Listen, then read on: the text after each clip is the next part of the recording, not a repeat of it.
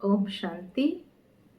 आज बाबा के 31 जुलाई 2020 के मधुर महावाक्य सुनते हैं और आज की मुरली में गीत है हमारे तीरथ न्यारे हैं। तो बाबा कहे ये पढ़ाई इतनी वंडरफुल है, पढ़ाने वाला भी वंडरफुल। इस पाठशाला में न पढ़ने वाले दिखाई देते न पढ़ाने वाला दिखाई देता है, फिर भी हर आत्मा पढ़ाई के आधार से अपने भविष्य प्रारब्ध को बनाती जा रहे हैं। सुनते हैं बाबा के मधुर महावाक्य। ओम शांति। मीठे बच्चे, यह वंडरफुल पाठशाला है जिसमें तुम पढ़ने वाली आत्मा भी देखने में नहीं आती तो पढ़ाने वाला भी दिखाई नहीं देता है। यह है नई बात। प्रश्न है आज की मुरली का, इस पाठशाला में तुम्हें मुख्य शिक्षा कौन सी मिलती है जो और कोई पाठशाला में नहीं दी जाती? उत्तर है, यहाँ बाप अपने बच्चों को शिक्षा देते हैं बच्चे अपनी कर्मेंद्रिय को वश में रखना, कभी भी किसी बहन पर बुरी दृष्टि न हो, तुम आत्म रूप में भाई भाई हो और प्रजापिता ब्रह्मा के बच्चे बहन भाई हो। तुम्हें बुरे ख्यालात कभी नहीं आने चाहिए। ऐसी शिक्षा इस यूनिवर्सिटी के सिवाय कहीं भी नहीं दी जाती। गीत है, दूर देश का रहने वाला आया देश पर आए। ओम शांति। न दूर देश के रहने वाली आत्मा देखने में आती है, न दूर देश में रहने वाला परमात्मा देखने में आता है। एक ही परमात्मा और आत्मा है जो इन आंखों से देखने में नहीं आती और सब चीजें देखने में आती है। यह समझने में आता है कि हम आत्मा है। यह मनुष्य समझते हैं कि आत्मा अलग है, शरीर अलग है। आत्मा दूर देश से आकर शरीर में प्रवेश करती है। तुम हर एक बात को अच्छी रीति समझ रहे हो। हम आत्मा कैसे दूर देश से आती है? आत्मा भी देखने में नहीं आती, पढ़ाने वाला बाप परमात्मा भी देखने में नहीं आता। ऐसे तो कभी कोई सत्संग में अथवा शास्त्रों में सुना नहीं, न कभी सुना न कभी देखा। अभी तुम जानते हो हम आत्मा देखने में नहीं आती। आत्मा को ही पढ़ना है, आत्मा ही सब कुछ करती है ना। यह नई बात है ना जो और कोई समझा न सके। परमपिता परमात्मा जो ज्ञान का सागर है वह भी देखने में नहीं आता। निराकार पढ़ाए कैसे? आत्मा भी शरीर में आती है ना। वैसे परमपिता परमात्मा बाप भी भाग्यशाली रथ अथवा भागी रथ में आते हैं। इस रथ को भी अपनी आत्मा है, वह भी अपनी आत्मा को देख थोड़ी सकते हैं। बाप इस रथ के आधार से आकर बच्चों को पढ़ाते हैं। आत्मा भी एक शरीर छोड़ फिर दूसरा लेती है। आत्मा की पहचान है, देखी नहीं जाती है। वह बाप जो देखा नहीं जाता वह तुमको पढ़ा रहे हैं।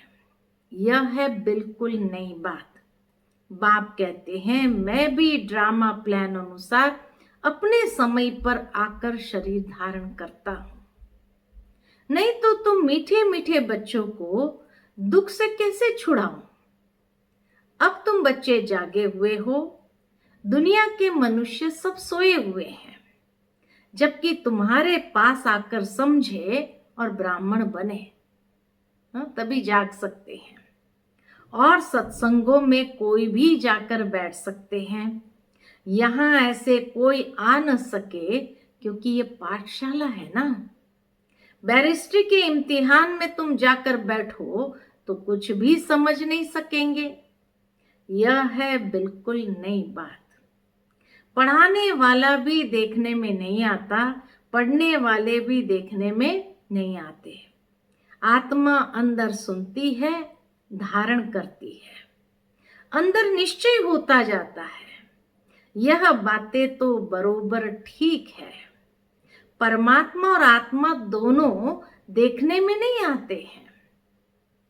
बुद्धि से समझा जाता है मैं आत्मा हूं। कई तो यह भी नहीं मानते, कह देते नेचर है, फिर उसका वर्णन भी करते हैं। अनेक मतें हैं ना। तुम बच्चों को इस नॉलेज में बिजी रहना चाहिए। कर्मेंद्रियां जो धोखा देती है उनको भी वश में करना है। मुख्य है आंखें जो सब कुछ देखती है। आंखें ही बच्चा देखती है तो कहती है ये हमारा बच्चा है, नहीं तो समझे कैसे। कोई जन्म से ही अंधे होते हैं तो फिर उनको समझाते हैं ये तुम्हारा भाई है। देख नहीं सकते, बुद्धि से समझते हैं। वास्तव में कोई अंधे सूरदास हो तो ज्ञान को अच्छा उठा सकते हैं। बाबा का वरदान देखो। बाबा कहे अगर नेत्र नहीं है ये स्थूल तो वो ज्ञान को अच्छा उठा सकते हैं। क्यों बाबा ने ये बात कही? क्योंकि बाबा कहे धोखा देने वाली आंखें ही नहीं है। भल और कुछ काम वह न कर सके, ज्ञान अच्छा ले सकते हैं। स्त्री को भी नहीं देखेंगे, दूसरों को देखे तो बुद्धि जाए। उनको पकड़े भी, देखते ही नहीं तो पकड़े कैसे। तो बाप समझाते हैं कर्मेंद्रिय को पक्का करना है। क्रिमिनल अर्थात बुरी दृष्टि से किसी भी बहन को नहीं देखना है। तुम भी बहन भाई हो ना, बुरी दृष्टि का जरा भी ख्याल न आए। भल आजकल कलयुग है, बहन भाई भी खराब हो पड़ते हैं, परंतु लौ मुजब भाई बहन के बुरे ख्यालात नहीं रहेंगे। हम एक बाप के बच्चे हैं। बाबा डायरेक्शन देते हैं तुम ब्रह्मा कुमार कुमारियां हो तो यह ज्ञान पक्का हो जाना चाहिए कि हम भाई बहन हैं। हम आत्माएं भगवान के बच्चे भाई भाई हैं। फिर शरीर में प्रजापिता ब्रह्मा द्वारा भाई बहन बनते हैं, क्योंकि एडॉप्ट होते हैं ना। बुरी दृष्टि जा न सके, यह पक्का पक्का समझो। हम आत्मा है, बाबा हमको पढ़ाते हैं। हम आत्मा पढ़ते हैं इस शरीर से, ये ऑर्गन्स है। हम आत्मा इनसे अलग है। इन कर्मेंद्रिय से हम कर्म करता हूं। मैं कर्मेंद्रियां थोड़ी हूं, मैं इनसे न्यारी आत्मा हूं। ये शरीर लेकर पाठ बजाता हूं, सो भी अलौकिक। और कोई मनुष्य ये पाठ नहीं बजाते, तुम बजाते हो। घड़ी घड़ी अपने को आत्मा समझ बाप को याद करना है। फिर वही हमारा टीचर भी है, गुरु भी है। वह साकार बाप टीचर गुरु अलग अलग होते हैं। ये निराकार एक ही बाप टीचर गुरु है। यहाँ बच्चों को अब नई शिक्षा मिल रही है। आत्मा की शिक्षा एकदम नई शिक्षा है। बाप टीचर गुरु तीनों निराकारी है। हम भी निराकार आत्मा पढ़ते हैं, तब तो समझा जाए आत्मा परमात्मा अलग रहे बहुकाल। मिलना यहाँ ही होता है, जबकि बाप को आकर पावन बनाना होता है। मूल वतन में आत्माएं जाकर मिलेगी, वहां तो कोई खेल नहीं है। मूल वतन में तो कोई खेल नहीं, वह तो है अपना घर। वहां सब आत्माएं रहती है। अंत में सब आत्माएं वहां चली जाएगी। आत्माएं जो पाठ बजाने आती है वह बीच से वापस जा नहीं सकती। अंत तक पाठ बजाना है, पुनर्जन्म लेते रहना है ताकि सब आ जाए, सतो प्रधान से सतो रजो तमो में आ जाए। फिर पिछाड़ी में नाटक पूरा होता है तो तमो प्रधान से सतो प्रधान बनना है।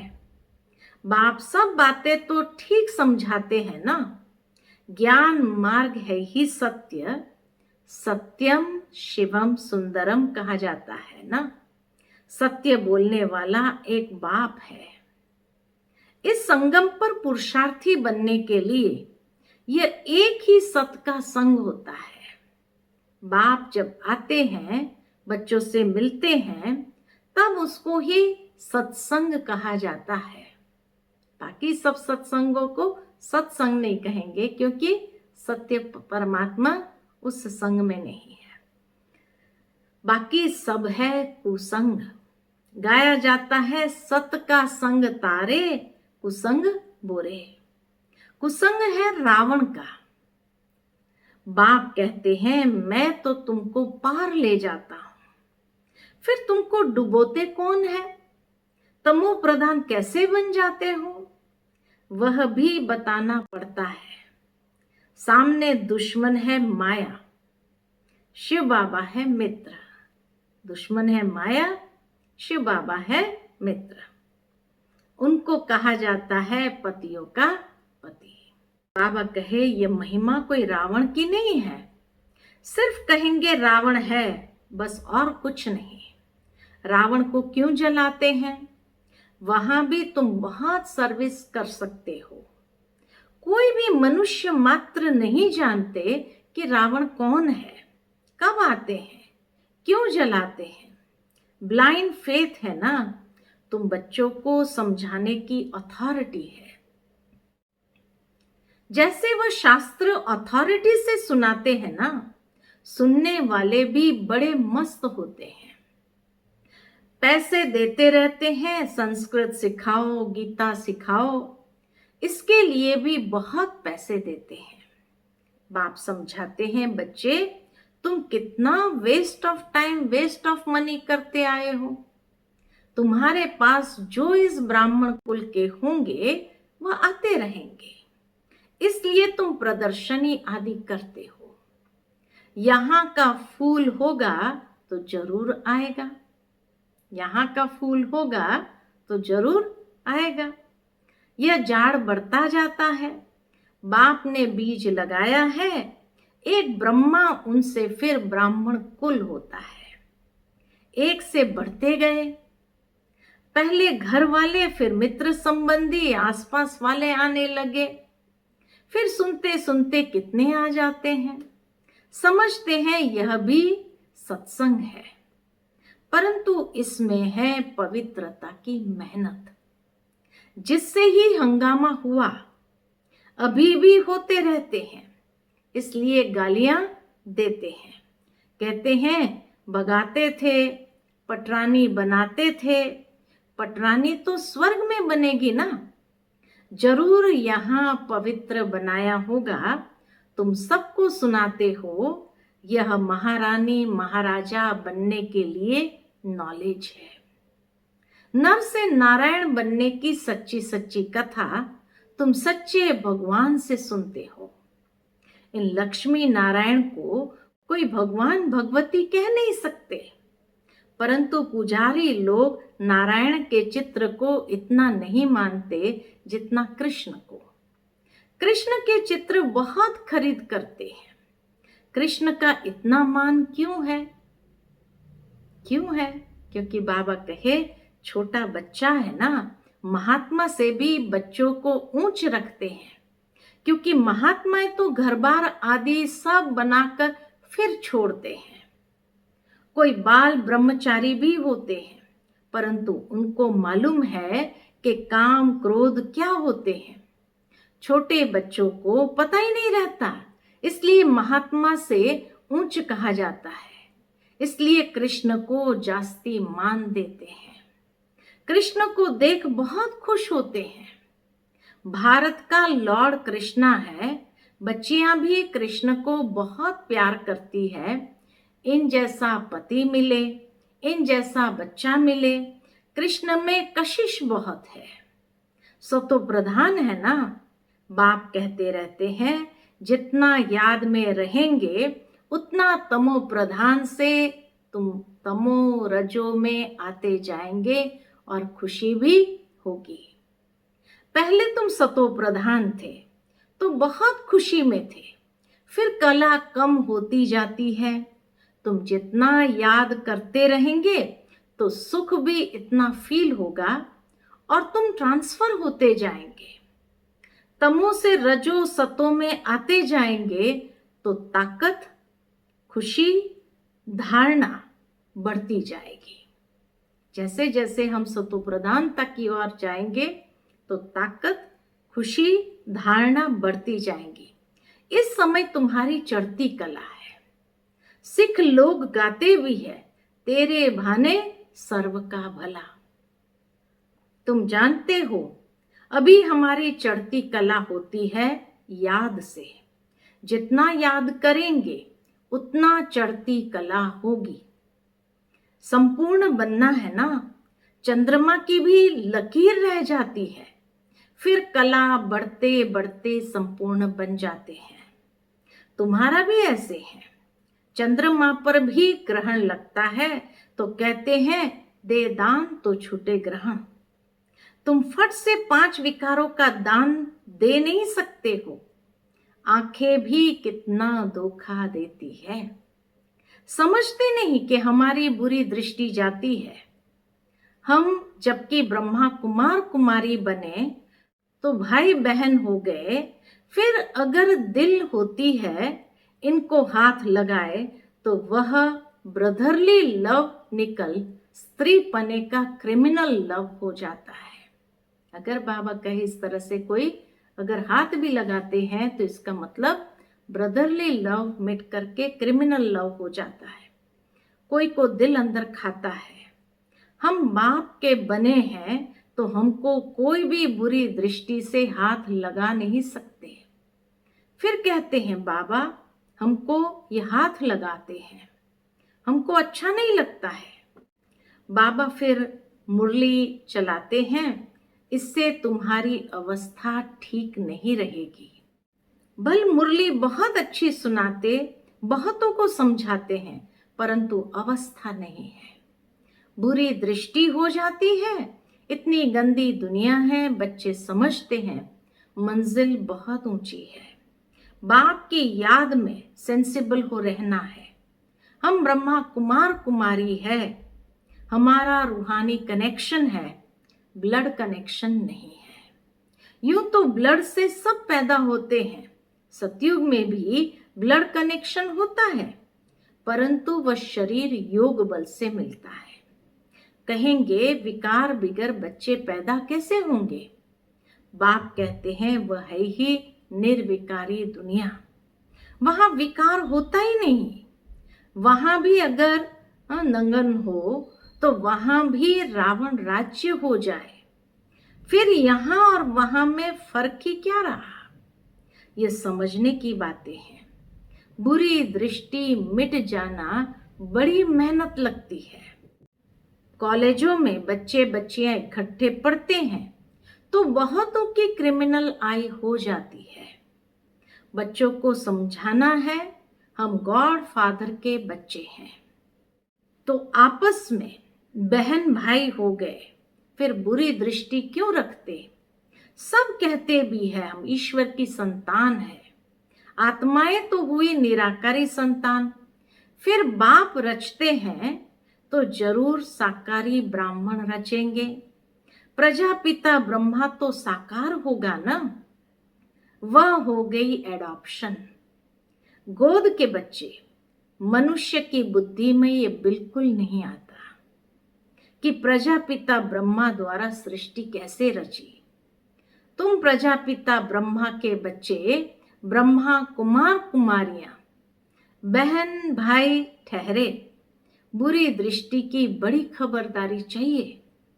इसमें बहुतों को दिक्कत होती है। ऊंच ते ऊंच पद पाना है तो मेहनत करनी है। बाप कहते हैं पवित्र बनो, इनका भी कोई मानते हैं, कोई नहीं मानते। बड़ी मेहनत है, मेहनत बिगर ऊंच कैसे बनेंगे। बच्चों को खबरदार रहना है। भाई बहन का अर्थ ही है एक बाप के बच्चे, फिर बुरी दृष्टि क्यों जानी चाहिए। बच्चे समझते हैं बाबा ठीक कहते हैं। हमारी क्रिमिनल दृष्टि जाती है, स्त्री की भी जाती है तो पुरुष की भी जाती है। मंजिल है ना। नॉलेज तो बहुत सुनाते हैं, परंतु जबकि चलन भी पवित्रता की हो। इसीलिए बाबा कहते हैं सबसे जास्ती धोखा देने वाली ये आंखें हैं। मुख भी म्याऊं म्याऊं तब करता है जब आंखों से चीज देखते हैं, तब दिल होती है ये खाऊं। इसलिए कर्मेंद्रिय पर जीत पानी है। अच्छा, मीठे मीठे सिकिलधे बच्चों प्रति माता पिता बाप दादा का याद प्यार और गुड मॉर्निंग। रूहानी बाप की रूहानी बच्चों को नमस्ते। हम रूहानी बच्चों की रूहानी माता पिता बाप दादा को याद प्यार, गुड मॉर्निंग, नमस्ते नमस्ते। शुक्रिया बाबा, शुक्रिया। आज की मुरली से धारणा का मुख्य सार है। पहली पॉइंट, पवित्रता की चलन अपनानी है। बुरी दृष्टि, बुरे ख्यालात समाप्त करने के लिए अपने को इन कर्मेंद्रिय से न्यारा आत्म समझना है। दूसरी पॉइंट, आपस में रूहानी कनेक्शन रखना है, ब्लड कनेक्शन नहीं। अपना अमूल्य टाइम और मनी वेस्ट नहीं करना है। संग दोष से अपनी बहुत बहुत संभाल करनी है। आज का मीठा वरदान है, ब्रह्म मुहूर्त के समय वरदान लेने और दान देने वाले बाप समान वरदानी महादानी भव। ब्रह्म मुहूर्त के समय वरदान लेने और दान देने वाले बाप समान वरदानी महादानी भव। ब्रह्म मुहूर्त के समय विशेष ब्रह्मलोक निवासी बाप ज्ञान सूर्य की लाइट और माइट की किरणें बच्चों को वरदान रूप में देते हैं। साथ साथ ब्रह्मा बाप भाग्य विधाता के रूप में भाग्य रूपी अमृत बांटते हैं। सिर्फ बुद्धि रूपी कलश अमृत धारण करने योग्य हो, किसी भी प्रकार का विघ्न या रुकावट न हो, तो सारे दिन के लिए श्रेष्ठ स्थिति व कर्म का मुहूर्त, श्रेष्ठ स्थिति व कर्म का मुहूर्त निकाल सकते हो, क्योंकि अमृत वेले का वातावरण ही वृत्ति को बदलने वाला होता है। इसलिए उस समय वरदान लेते हुए दान दो, अर्थात वरदानी और महादानी बनो। आज का स्लोगन है, क्रोधी का काम है क्रोध करना और आपका काम है स्नेह देना। क्रोधी का काम है क्रोध करना और आपका काम है स्नेह देना। अच्छा, ओम शांति।